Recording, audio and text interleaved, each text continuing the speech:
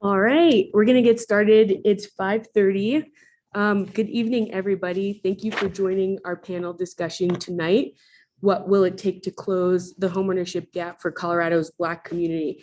My name's Tatiana Flowers, and I'm the equity reporter for the Colorado Sun.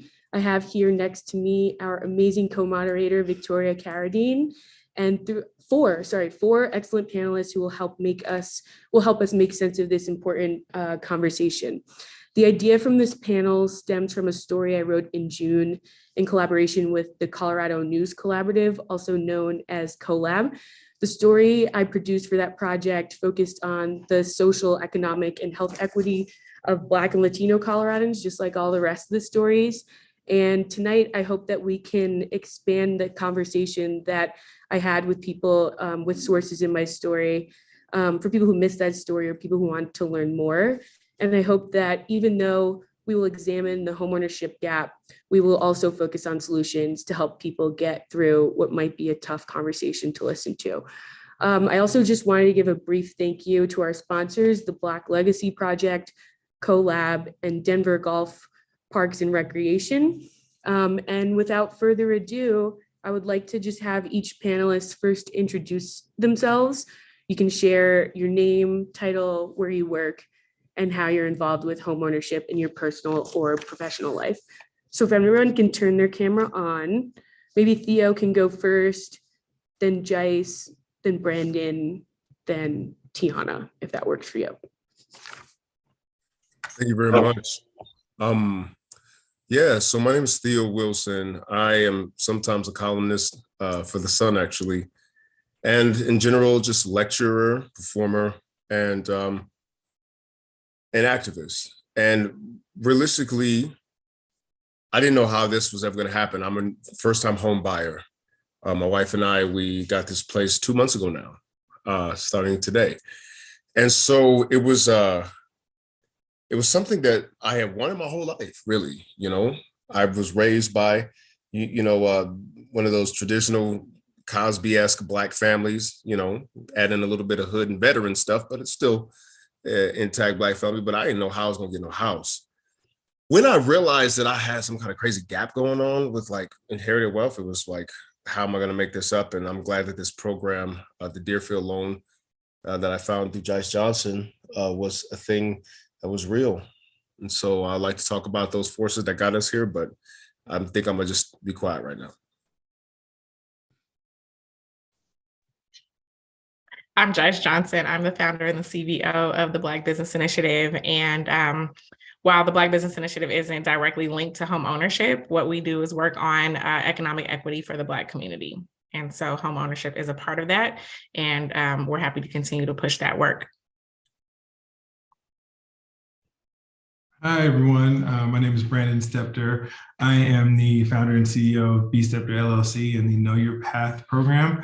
I am a consultant doing a lot of consultancy work around the history of Black Americans in Colorado. How I'm really kind of got into the real estate space and the home buying space is working a lot with the Broomfield community, doing a lot of consulting with their local community groups on cost of housing, how do we make it more affordable for Black home buyers, Black first-time home buyers to obtain a home all throughout Colorado. So really excited for this conversation, a much needed conversation. I think it'll be a very unique one and definitely glad to be a part.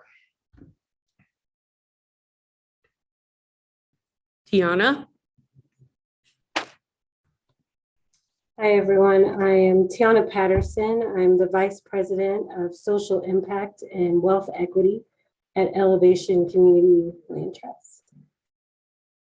Okay, so just before we begin with just the introduction, some statistics for you and some background, we will take questions at the end. You can send them to questions@coloradonews.com. Again, it's questions. Thank you, everyone, for introducing yourselves. Before we really get into the conversation, I'd like to share just a few facts and figures to set the stage for our conversation. For the first time after 50 years, the homeownership gap has narrowed. Hold on, we have a sound obstruction going on here. Something. Are you guys hearing that? No. Are you Thursday. hearing this? Are you logged into Zoom at all? So, Weird. all right. Can That's you hear me what- okay? Yeah. All right. Okay, go ahead. Okay. For the first time, and after 50 years, the home ownership gap has narrowed for white and Latino Coloradans, but for Black and white Coloradans, the gap has widened.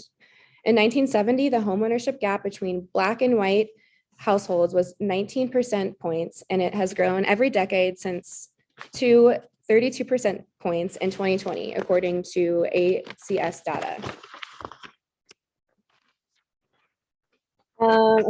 About 48% of white residents can afford to buy the typical home in Colorado compared with 30% of Black residents and 32% of Latino Coloradans.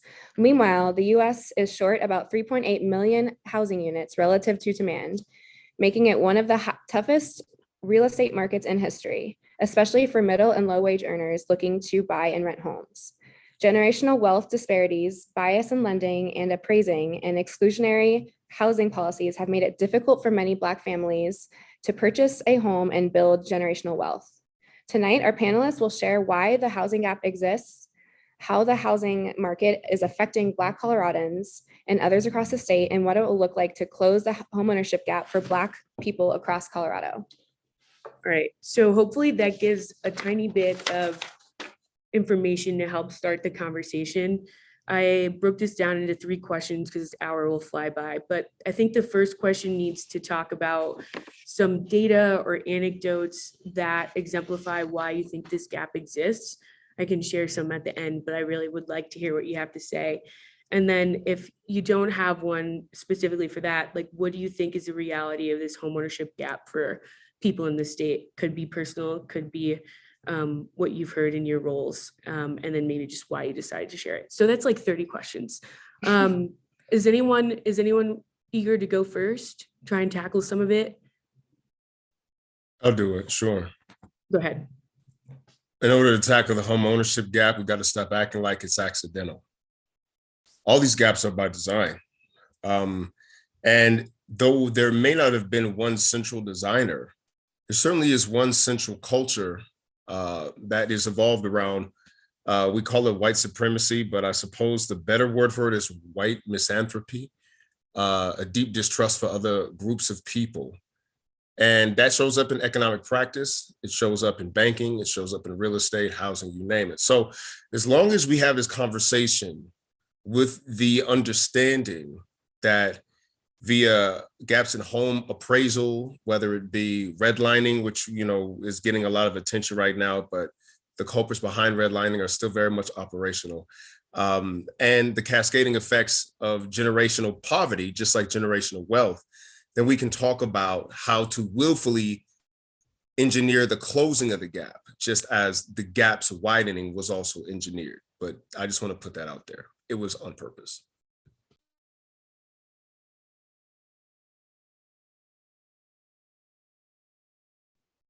Anybody else want to jump in on that? I'll jump in. I think one thing that we need to address is the push for, in particular, Black Americans to get college degrees.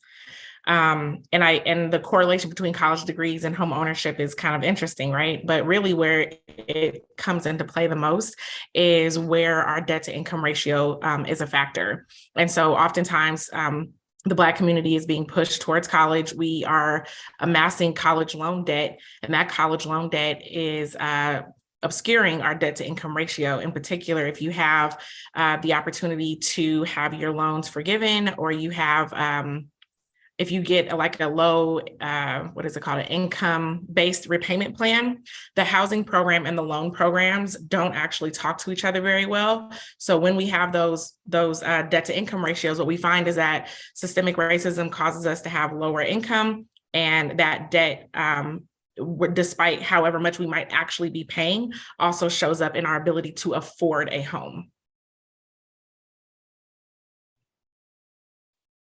I can kind of add on to both points if I have some time. I think both points, Thea, what you said about it, you're right. This is not an accident. And when you look at the course of history, we as a Black community as a whole have never really had the opportunity to sit down and kind of stop and think about some of these things and set ourselves up for success. You know, when you think about what's going on from the slavery days to Jim Crow to, you know, even to now, we've always had to deal with some other aspect of society, whether that's not getting shot going to the grocery store, being able to go to church safely, being able to just get a job, let alone, you know, we don't have the time and the ability to sit down and say, how am I going to set my family up for generations and understand the different laws and things like that? And to Jice's point, there's a direct correlation. A lot of like my parents' generation, my grandparents' generation, it was either you go to college and you get a degree, you get a good job, which means you get a nice house and so on and so forth, or you go to the military. Those were kind of the only two options. So now I think what we're seeing is, while we were so busy doing all of these other things, the rest of the world was playing a very different game, setting themselves up for success. And now we have this gap that is very intentional. And when we have conversations like this, it's very eye-opening to say, wow, we're kind of 40, 50, 100 years behind. And now we're having to figure out the rules to this game to even be able to understand why we're behind in the first place. Yeah, and I would only add that one of the biggest things that Elevation Community Land Trust, where I work, has talked about is that, you know, homeownership is the primary means of building wealth in America, right? Which I won't go into all the reasons why that's problematic, but the average white family has 8 times the wealth of your typical Black family, and 5 times the wealth of your typical Hispanic family. And it is, again, by design, building off of what everyone else said. I totally agree with that. But it also creates this, I'm really struck by what Brandon said, because it just reaffirms these, how far behind and how far behind the line you start. Because I've thought about how, if you don't know what homeownership can do for you, and if your parents don't instill in you, maybe buying your first house at 20 and, you know, selling it, and now you can gain and take that equity with you to different neighborhoods, better school districts, what have you. It can feel like you're starting over each time. If you buy your first home at 40, congratulations. But it can feel like you're also just starting so far behind the 8 ball, but that you don't know whether or not you can even have children, afford children. A lot of folks are choosing whether to buy a house or to start a family. So you can't even start that kind of generational wealth passing that is so crucial to success in this country. And I think it's something that I agree we have to make targeted solutions to targeted setbacks that were specifically created for Black Americans, right? Yeah, thank you for hinting at the solutions, because I do want to get to those in the end for sure. It's interesting that you said the median white household has 8 times the wealth of the median Black household. I actually saw 10 times, but I think the point is made either way. And some of the other facts and like statistics that I've seen in my reporting is that the racial wealth gap has continued to grow over the last 30 years. And I think in the end, if we don't do some of the solutions that we're going to talk about later, you'll see from some projections that I've read that my generation, that most of us are going to end up being renters and not being able to build our wealth, which is probably a story I'll write later. But it just means that the homeownership gap will continue to grow for us. And then, you know, something also shocking that I read is that more than half of Black households lack any savings for retirement, half. And so I wonder too before I ask the next question, was there anything else anyone wanted to say? Okay, there's a whole section in the story that I wrote about homeownership, which I can share the title with you all later, but it talks about prejudice in lending and appraising. And I wonder if anyone on this panel wants to say anything about that. I have some anecdotes from some of the reporting I did and some statistics too. Joyce is smiling. Yeah, I think that's one of the most frustrating things, but I think what it highlights is when it highlights the systemic issue, right? So I think it was AOC who pointed out that like over 90% of appraisers are white. And on average, Black homes are devalued by or undervalued by $50,000 on average, right? And so there's some stories in the news where you'll see there's upwards of a couple $100,000 and things of that sort. And so when we talk about like the ability to amass wealth, I think it's important to understand when we say that it's systemic, it's more than just I met a racist mortgage person, or I met, a racist broker that didn't want to take me to the right types of places. There is a statistic floating around, and someone asked me about this recently. So I've actually been trying to locate where I saw this, and I have not been successful, but I read this somewhere where it talks about that by the second generation, Black wealth will be 70% of Black wealth is lost. And when we look at that, we have to move past, it's not necessarily just financial literacy, right? There are systems that are built that are inherently racist. And so this is a highlight of one of those things. And so in my last home purchase experience, for example, I was strongly encouraged to take down all of anything that showed, who I was. But I literally walked into homes that had Trump paraphernalia and Confederate flags, and it was not an issue for them to remove things that alluded to who they were, what they believed in, what their families looked like. So I walked in seeing family photos and Confederate flags and guns hanging up and Trump photos hanging up all over the place. And that's not an issue there, right? But I have to take down who I am in order for me to sell my home at the highest value. So I think that, it comes back down to recognizing that we're not talking about nuance. Like, these things are actually happening. They're documented, they're systemic, and some of these things are interconnected. So when I talk about college education and how that ties into the lack of home ownership or the lack of ability to build wealth, that's twofold. One is you don't get paid the same amount, right? So there's a pay gap, and then there's a debt issue.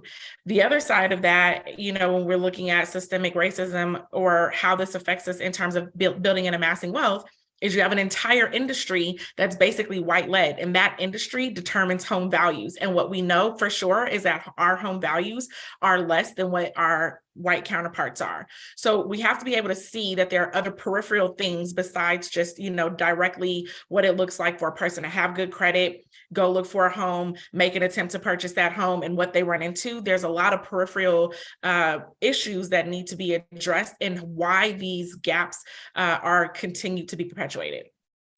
Okay, so just real quick, since you hinted at it, I'm just going to quickly share that data. In Colorado, Black mortgage applicants were turned down almost twice as often as white applicants. This is according to a Zillow analysis.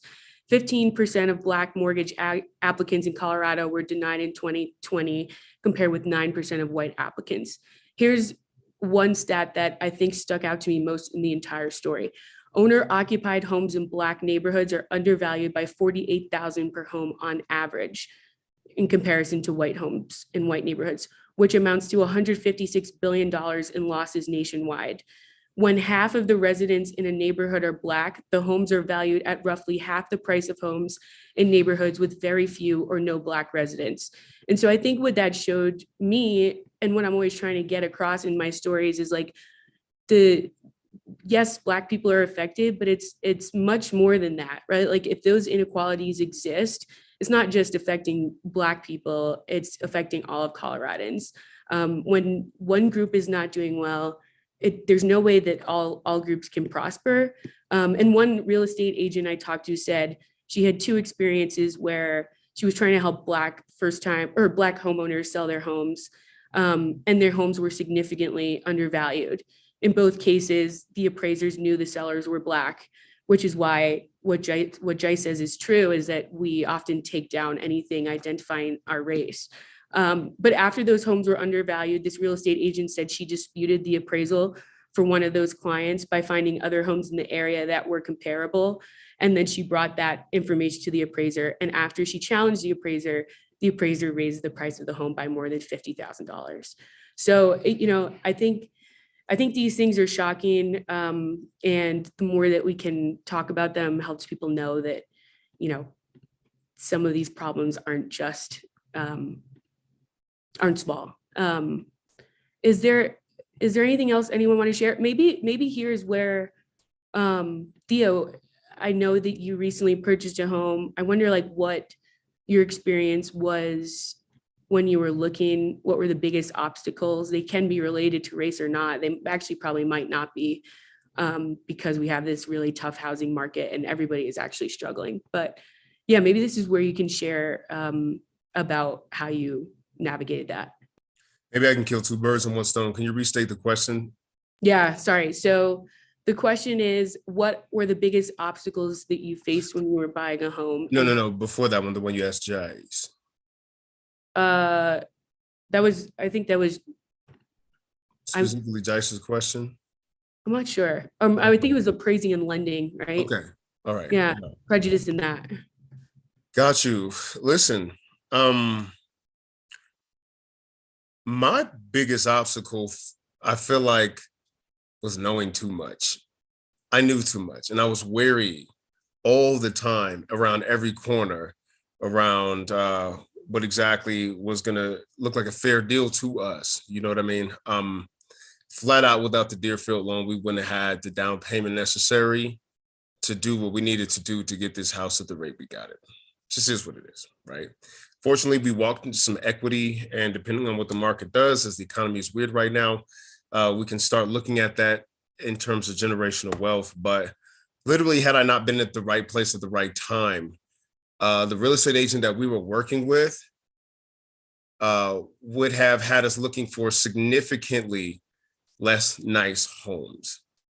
And there are certain things that she just wasn't aware of that I had to go out of my way and find that changed the real estate buying experience for my family. You know what I mean? And that was really interesting, right? Because she had us looking at houses that was like $100,000 less or more. Like she was looking at stuff that was in this market, you know, $410,000, you know what I mean? $400,000 where, you know, we qualified, ended up through this Deerfield for a $600,000 loan. You know what I mean? So literally we were shooting at $200,000 lower than what we could have, you know what I mean? So, and had we not known anything, that's just what we would have gone with. And we'd considered, we're just first timers and whatnot. So, also, it was just weird reading the contracts and the paperwork and the fine print around real estate contracts, because it seems like you're getting screwed every angle possible. It does not matter. Even if you get like a fair deal, it's still the bank super wins. Like, how is it legal that you got interest rates right now that'll have you paying back 3 times the price of the house in the end? Like, I don't even know, you know, so I was having ideological challenges with this. Just how can you do that? You know what I mean? But that's what everybody's going through. What I went through was somebody who in the onset didn't understand, had no mention of first-time home buyer programs whatsoever. I think she was used to dealing with like a much more affluent clientele. And it just happened to be a friend of my wife's. But once we got this approval, then everything opened up. But yeah, there's things that they don't know. And because they don't know them, it can affect you. A lot of these people have biases that they don't even know that they have. And it's just hard to sift through who is who. I firmly believe that this person that we were dealing with literally just had a huge blind spot. And once we opened that up, there was no resistance whatsoever. They're like, oh, I had no idea. And they were professional. See what I'm saying? So yeah, but once we got what we needed to get, the hardest part was moving. So yeah.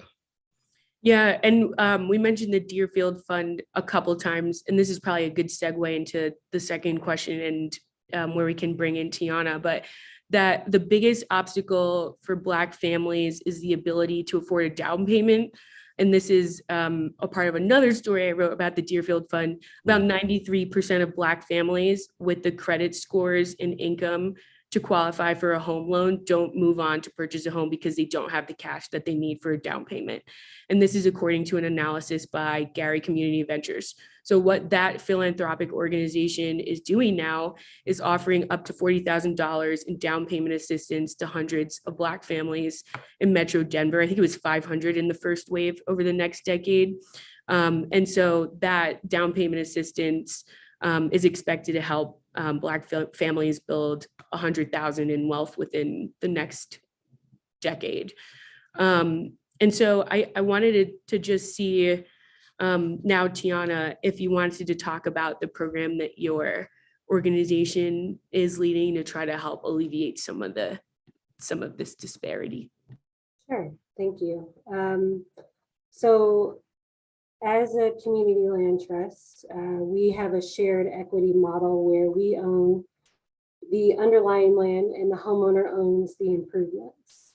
In the past, that has often meant that homeowners or ECLT applicants were limited to homes that were available by the trust, because we buy homes and we use our private funds and public funds to subsidize the house down to a price that's affordable to someone making around 80% of the area median income. But we started thinking about how often BIPOC communities don't have that choice. They aren't given that freedom to go out into the market and buy a home of their choosing. So we will soon be launching a program called Doors to Opportunity. It is for folks who are qualified with our program. So for those that are interested, you can go to elevationclt.org and learn more. And you need to apply to our program. But what it will do is for folks who self-identify as BIPOC, they will be eligible for a $50,000 down payment assistance loan that can be applied to a home on the market. And that is in addition to the public and private subsidies that Elevation would also bring to the home.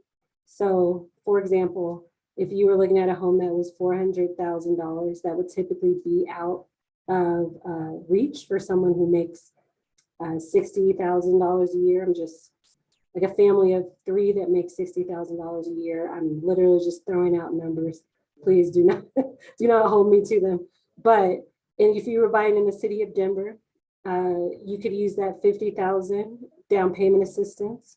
You could use the $50,000 that Elevation brings, and you could use another $50,000 that the city of Denver brings to bring the price of the home down by $150,000.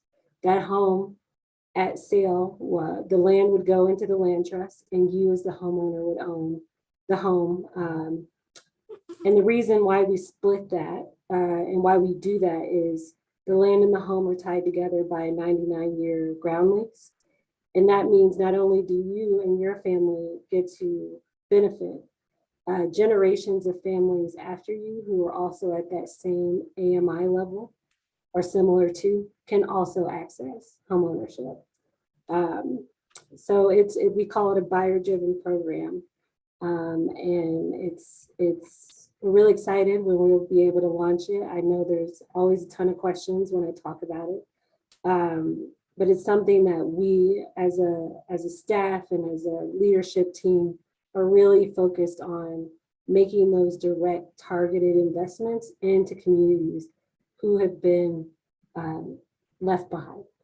So that is our credo, right? And particularly folks who are low income, they often do not get to be told you may have up to or more than $150,000 available to you to buy a home in a neighborhood that is maybe near your child's school, near to work, or just a neighborhood that you like.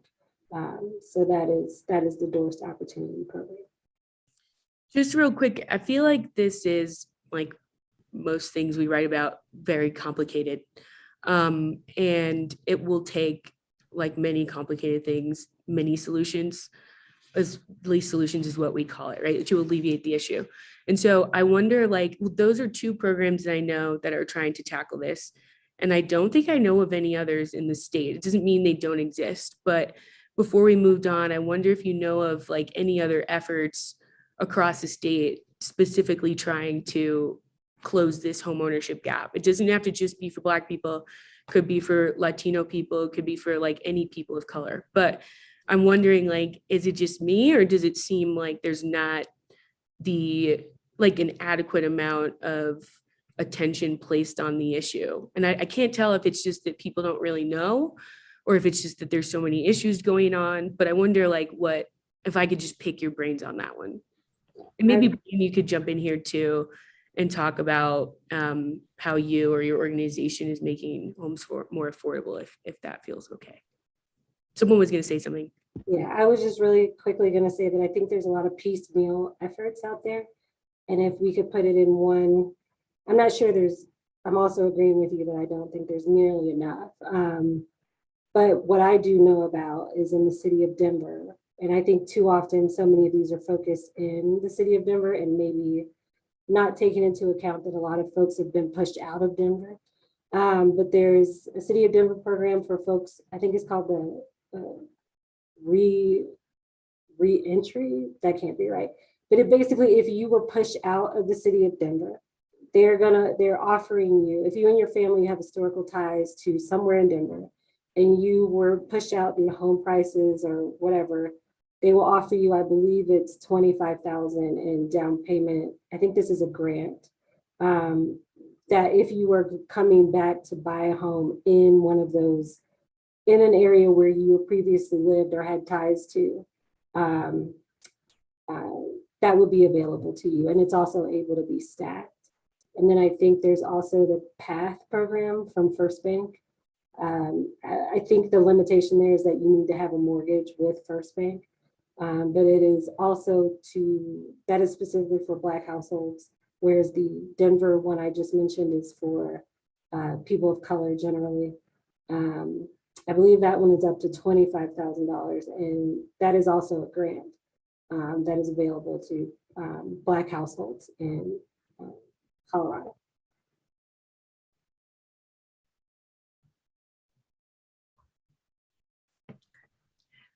So with that, I think that's a good segue for our next question. So what will it take to close this gap? Is it, reimagining policies? Is it more programs like this? What do you think will take to close it? You know what I think a really interesting thing I learned in negotiation, it's not always good enough to appeal to right and wrong. You have to appeal to people's self-interest. You have to make them understand that if I lose, you lose too. And there's a great book I just read. I recommend this to everybody. It's called The Sum of Us from Heather McGhee. I've seen her commentate on MSNBC and various liberal outlets. But what I will say is that she lays out the receipts. This is how these policies impoverish America at large, Black people acutely, but white America broadly. And she just draws parallels to other countries. It says, we look at the amenities that are in Nordic countries like Denmark and Sweden and the stuff that's over in Japan, the high-speed rail and the universal healthcare and access to all sorts of paid time off and whatnot. That's what happens when you're not investing in holding down your minorities. Now, people will say because they don't really have any over there. But the facts are the American dream lives other places where they're not so invested in keeping these gaps intact, right? Making it clear that, first of all, y'all in the appraisal world got to go through some training. You got to get your eyes open and you got to have some consequences and repercussions. If we should do a double-blind study and see that you guys are actually like doing what you caught them doing, where they were like very poorly appraising Black house and white house in the same damn zip code, you got to lose your license. You see what I'm saying? And on top of that, you got to just let people know this hurts you too. You fall. And we'll run the numbers and we'll let you know. What is that? Citigroup? I don't know why this wasn't everywhere. Did the study that just said, and Jace, I think you and I talked about this, anti-Black racism alone, just anti-Black racism. We ain't talking about anti-Hispanic, anti-Asian American, nothing, just anti-Black racism alone costs America, $16 trillion over the last decade? Well, what could we use with $16 trillion right now in this time of inflation and economic downturn? It hurt us. And I think that we just need to make it clear, number one, that it's happening, and number two, that they're the ones losing as well. And three, make it very, very clear that they are under a spell that needs to be broken, and there's no excuse for it in the age of Google. I can jump in here too. I agree with everything you just said, Theo. I think one of the things that need to kind of be talked about too is I love that those programs that Tiana just mentioned, because I am not yet myself a home buyer.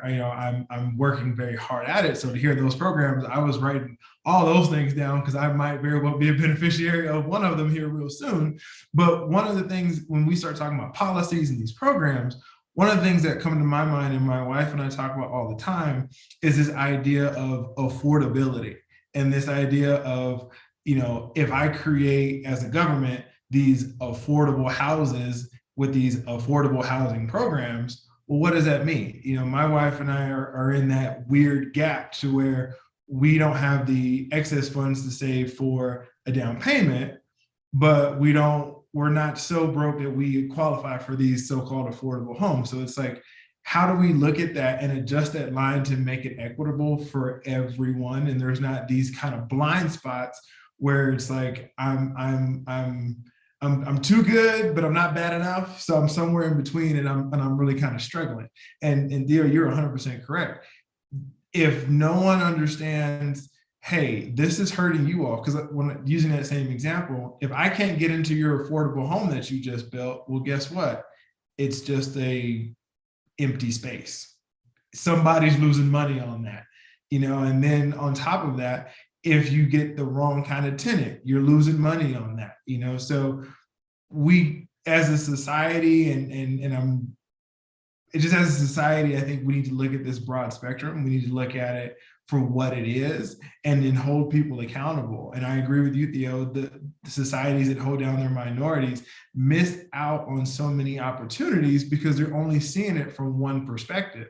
If we get our seat at the table, when I say we, I'm talking about people of color across the spectrum, we get our seat at the table, we share our stories, then we see, hey, we can all eat at the end of the day, not just one group of people. Does anyone else want to add anything to that? Yeah, I will. So I think, I'm going to circle back to the idea that there really do need to be holistic solutions that are implemented. Oftentimes we try to find like a straight shot arrow to attack one thing, right? Which hit on those types of things. But for example, down payment assistance programs really just address one aspect of the totality of why we're experiencing these disparities. So while they can help for sure, I think it's really important for us to recognize that we need holistic solutions because the issue is widely systemic. But one of the things that I do like is to look at something that's similar to like a VA loan equivalent. I apologize that my little ones are talking in the background. They weren't talking while I was quiet, and now that I'm talking, now they're talking. So, excuse me, but the VA loan equivalent, one of the things that happens with the VA loan is that the VA backs your loan, right? So as a veteran, I can come in and I can purchase a home up to $750,000, and then I have no down payment, but also I do still have to qualify, right? But what helps is that the VA kind of backs, so it makes the loan less risky for the bank, right? And so I think that there's something to creating like loan loss reserves programs that allow for banks to lend and remove the excuse from banks in terms of lending, because should we go into default, for example, then there's ways to back that loan so it makes us a quote unquote less risky buyer. So I think we could look at programs like that. I was going to put you on the spot to talk about that anyway, so I'm glad that you did it. Theo, yes. No, I was just co-signing with my finger. That one. That's all. Okay. Keep that going. Okay. Victoria's going to ask the last question, which I think is the hardest question. Yes. So what if we don't do anything to implement any sort of solution, if we don't make any changes, what are the implications of those, like of just not doing anything for not only Black residents, but like Colorado as a whole? Can anyone be future? Yeah, go ahead. That question really hits home for me. My father is kind of that quintessential kind of, I always call him, he's my Black American dream. He went to the military, got his education through that way, parlayed that into a wildly successful career, And now he's got a home, he's got all the toys that he wants to play with, right? But more importantly, he sits down with me on a regular basis to say, I'm setting this up for you. He's like, it is my role. He's 85 years old. I'm 29. And he tells me, this is for you to double, triple, and then pass on to your kids. And so there's an immense amount of pressure and prestige, I would say, for me to take that and say, all right, we're trying to buck the trend, not for me to have a home, but for my great grandkids to have a home, and to say that it started here to grow that generational wealth. If we do not, be more aggressive in changing a lot of these policies and changing this market in which we live, that stops. That generational wealth idea and that Black American dream and that story that we all want to have goes away. And so for me, that is very heavy on my heart, because I feel an obligation to take what my dad has given to me, and I hope I can instill that in my children, to say, this is not just for you to play with. This is not just for you to show off and throw parties in. This is really real deal for our lasting legacy as a family, as a culture, as a people, to show the world that we have a seat at the table. And not only do we have a seat at the table, we have an equal seat at the table.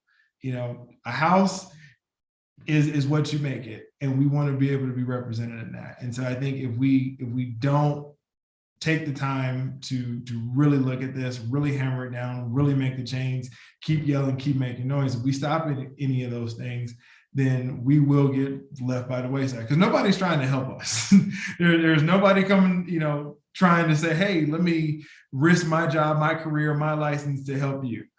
So we got to keep fighting, and we got to keep going and do this thing for ourselves and for our people. Absolutely. Yeah, that's what's at stake. We've kind of run the numbers on what it looks like. Forbes magazine in 2017 published an article that said Black America is set to have zero net worth by the year 2053. That was before the pandemic, where Forbes also ran the numbers and said that we lost 41% of Black-owned businesses, because most of those things were sole proprietors. And so we are facing an accelerated economic doomsday right now. We got the numbers, we have the data, but nobody's got the megaphone to actually make this very real. You see a growing push for reparations in the Black popular consciousness, and the pushback to that consciousness is very, very real. But the fact is, it's being, the naysayers and the criers are calling it some kind of hustle. And I'm like, an entitlement program. And I always tell them, African people gave you 230 years of what do they call that? Unearned income. That was an entitlement program. Like you have to understand that America was a whites only entitlement program on paper until 1971, when the last Jim Crow law fell. So we're looking at all the advents that come with extreme poverty will be exacerbated on a large level. You don't see it as much in a place like Denver, but in St. Louis, in Chicago, Atlanta, Los Angeles, New York, the things that come with poverty include crime, include drug addiction, include civil unrest. We're facing a doomsday scenario actually right now, and nobody wants to get ahead of that and say, if you saw color to create the wound, you have to see color to heal it. You have to. And once we get past this psychological Jedi mind trick that this is a meritocracy, then we'll be more equipped to allocate our resources to heal the wounds intentionally that were intentionally made.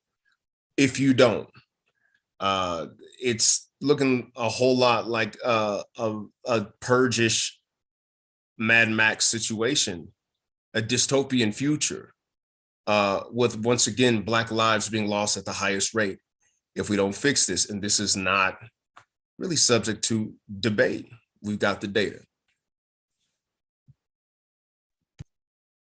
Yeah, I laughed when you said that, because there's a a very wealthy hedge fund manager, Ray Dalio, who actually is talking about these cycles that we are going into. And so those that are paying attention, would understand that there are cycles and we're in one. And to your point, while no one wants to think about the idea that there's like a doomsday, but he talks about not like these little micro cycles, but these really big cycles that take place over large spans of time. And Ray Dalio is not an easy read, so it can be a lot to get through.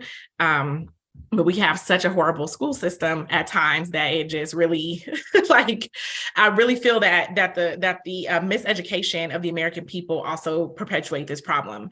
I mean, Americans as a whole, and I think sometimes when we live in these like concentrated areas that do tend to see more diversity, I'm going to really be careful before I say Denver's diverse. But when you talk about some of the other places that you mentioned, like Chicago and Atlanta, like there's these places that are really diverse. And it's more difficult to see how much of America is still very much rural, white, and miseducated severely. And so when we think about, you can think of the whole state of Idaho and Montana. And I mean, like, you can really think about these big, spaces where there's no major cities and that is predominantly white.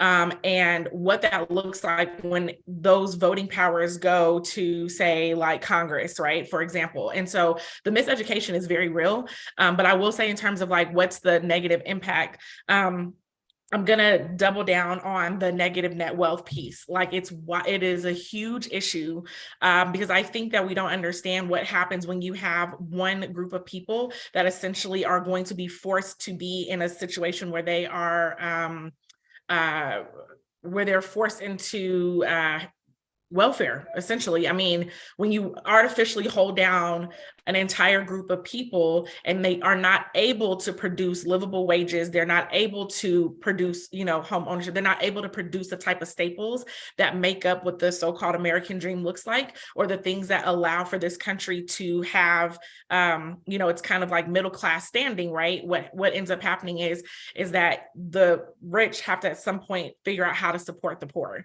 And that poor isn't because we're lazy. It's not because we're miseducated. It's not because we lack skill or talent or treasure or any of those things. It's because we have systemic racism that this country really refuses to face. So, I think what comes into play for that as a mother of three is that it makes it very difficult to think about how we continue to pass along intergenerational wealth. I am a beneficiary of second generation wealth. Statistics say that I have 3 siblings, or it's a longer story. I have 2 other siblings.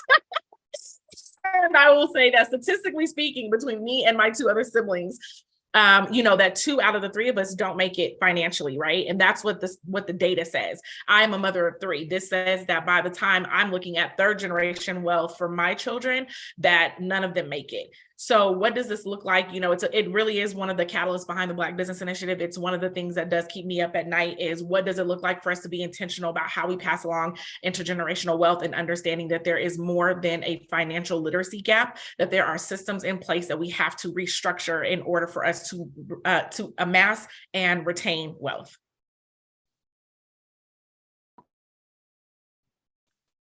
And as the others echoed, are not an accident. Something created by design must be dismantled by design. Where does that dismantling at scale begin? How much of that relies upon political will and what it will take to build that will? So there you go. A question from a journalist is never an easy question. Does anyone want to try? I'll take a shot at that. I do think that some of the programs that we're putting in place are kind of like the immediate things, right? Like, you can immediately help Black people get into homes. So some that is going to be working with banks and lending programs, down payment assistance programs, things of that sort, to kind of cover over those like immediate, that kind of outward bleed. But ultimately, surgery is going to be required in here in order to fix that. And it is going to take some severe legislation. I think it was Theo that kind of mentioned around the severity of penalties that should be applying for some of these things. And this goes across home ownership, and it goes into other facets that deal with equity initiatives, right? And so when you are a licensed professional that is, for example, you mentioned, I think the appraiser, right, who then goes back and appraises and sets their appraisal, like you should be severely penalized, actually, so severely penalized that it actually gives pause, right, for other people to think about how they're going to do their job equitably. And so we see that in other industries. So it's not just the home ownership industry. The construction industry is a big thing. Government contracting is the same way. You have people who go in and apply for set-asides that they don't qualify for, and then they just get a small fine, which that doesn't hurt them. It doesn't matter, right? And so they'll take that fine and they'll keep it trucking instead of, really working to make sure that people are thinking 2 and 3 times before they try to take advantage of the system or before they do something inequitable in the system. So I think that is going to be a big part of it. Like the deeper down focus has to be extreme penalties. And I think we're going to need to really look at holistic legislation, because as I keep talking about, there's so many factors that go into it. You have to have a holistic picture of all the different things that are contributing to an inequitable system so that you can begin to break those things down. Anyone else want to tackle it before we go on? I think that's an interesting point, because Jice, I remember you saying in a previous conversation that there's such a big push to like bring Black people up, but this just seems like there's just no regulation for like when people, make those decisions, and there's just no ramification, like there's just no consequences. And I just think that's really interesting, just like how those counter each other so much. Yeah, like we need to propose legislation immediately. If you get caught doing this, and if we need to track, like we actually need to, like this needs to be a big enough problem that we start like gathering the numbers and holding these people accountable, because literally these appraisers are in the way of breaking generational cycles of poverty that began in slavery. And you're the barrier to that. And there's no punishment if you mess it up. No. You should definitely legally hurt by that, like anybody else who is caught practicing discriminatory behavior, language, or anything like that. So yeah, I think, like that's a step. Like let's create the system of accountability immediately. And I'll tell you, like one dissenting voice of that I've already heard multiple times, and I struggle with this because again, it's like, where do we apply certain practices, right? So one dissenting voice of that is around intent.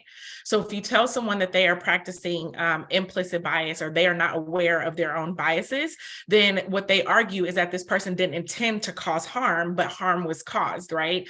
Well, if you were to transfer that same concept, let's say over to sexual assault, do you have to prove intent in sexual assault, or do you just have to prove that you did it? And there are still severe penalties. In some cases, I will leave that very lightly, but there are severe penalties for sexual assault, whether intent was there or not, right?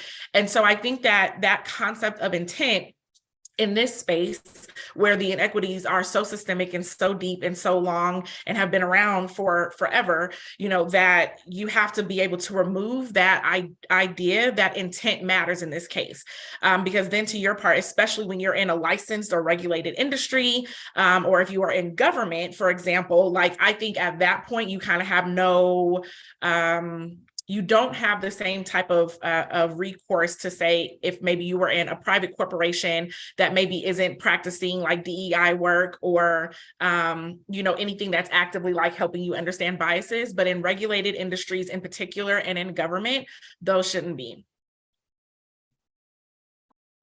Yeah, there's a question that I don't even think I can really answer just based on like what reporting I've done, but just real quick, someone said that they were in the middle of a refinance and the appraisal came back 100,000 less than expected. So it just echoes like what we had already said. And this person said, of course, after I challenged it and provided proper comps, the appraisal was adjusted by 100K, and this was happening in Denver.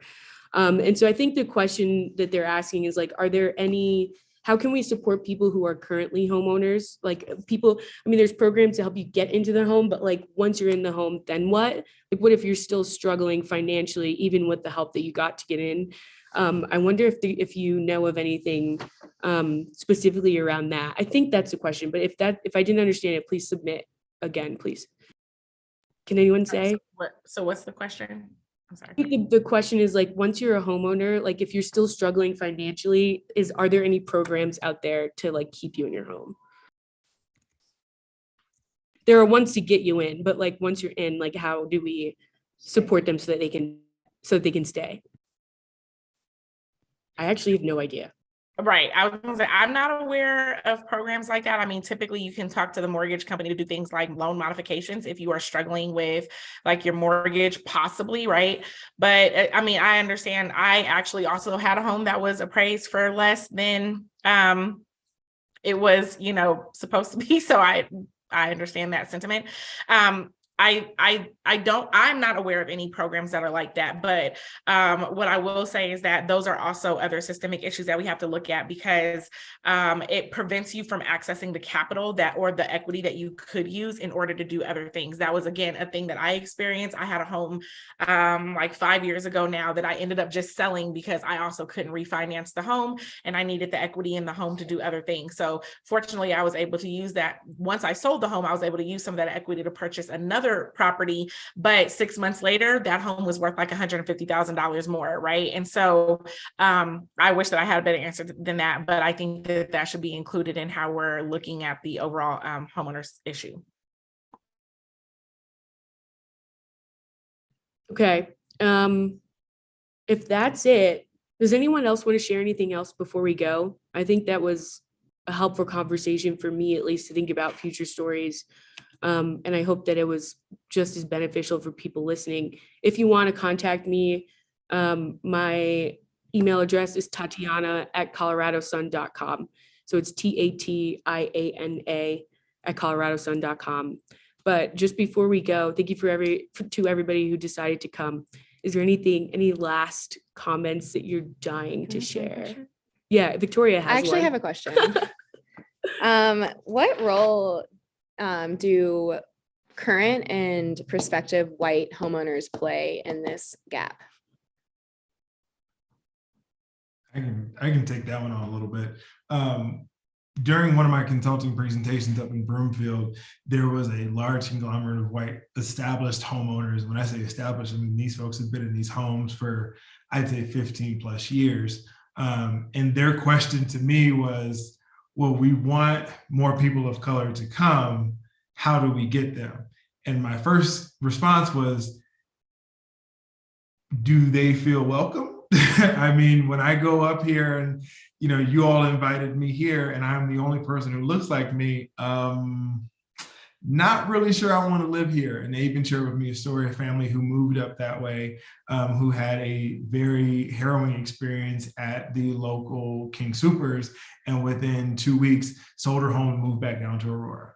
And so my response to them is, A, make sure your community is reflecting what you actually want. If you really want people of color in your community, figure out ways to make it more approachable.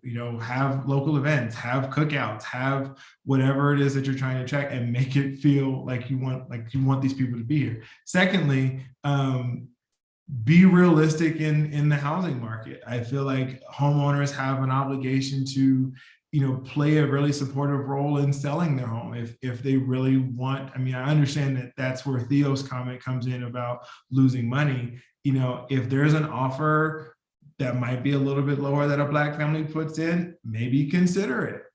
Just kind of start having those kind of outside the box conversations. And lastly, really understanding the true idea of what's going on. The reason why I say these folks have been in these homes for so long, you buy your house in 1994, it's 2020, that experience is way different, so getting outside of your kind of I'm a homeowner mindset and say, if I were to be a prospective home buyer, what does that look like? Then I think we can start to have that kind of dialogue. So if that house goes on the market, or if the Black family on the corner is moving in, you can kind of empathize and sympathize with them a little bit about what they might have just went through.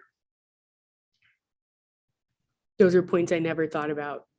All right. Well, in closing, I just wanted to thank everyone one more time, if you didn't know I was thankful enough already. And then also just wanted to thank again our sponsors for this, to help make it possible. That was Collab, the Black Legacy Project, Denver Golf, Parks and Recreation. I'm going to attempt to share my screen and show the headline of the story that I wrote. It talks about some of the things we discussed, but not all. And if you want to look for it, you can just Google the headline. So thank you so much, and be well.